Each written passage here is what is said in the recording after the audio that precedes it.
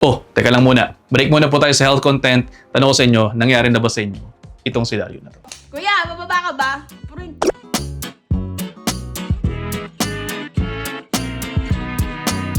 Kuya, pagpunta mo please.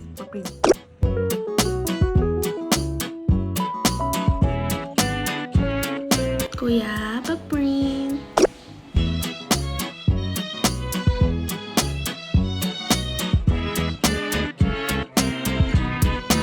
Sa akin kasi, madalas mangyari yan kasi yung printer namin nandoon sa office ko sa baba ng bahay namin, doon sa clinic.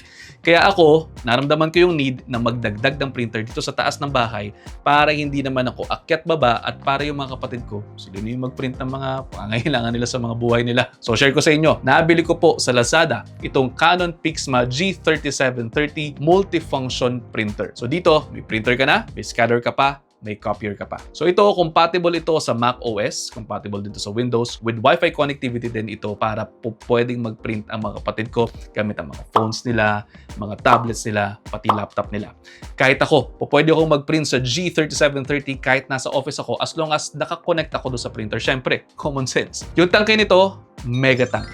Low cost ang ink bottles at sobrang dali lang maglagay ng ink refill. Imagine din ninyo, yung isang set ng standard ink na GI71 ay kayang mag-print ng up to 8,100 pages. So imagine mo, kahit na anong i-print ng mga kapatid ko, isama mo pa yung mga tropa nila, hindi ako mamumulubi dyan.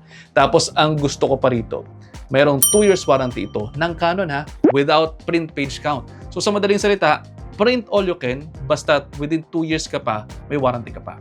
Kaya itong printer na to, ilalagay namin dito sa taas ng bahay para hindi ako pabalik-balik kung kinakailangan ko mag-print. Ganun din yung mga kapatid ko. At kung wala kami sa office area, nandito kami sa bahay, pwede kami mag-print anytime. Yun lang. So kung sa tingin mo, ikaw, kailangan mo to, pero hindi pa sa ngayon o baka sa mga susunod na buwan pa, bilhin mo na para hindi ka na magantay ng shipping. I-G mo na yung G3730 mo. Paano? See you! Ingat!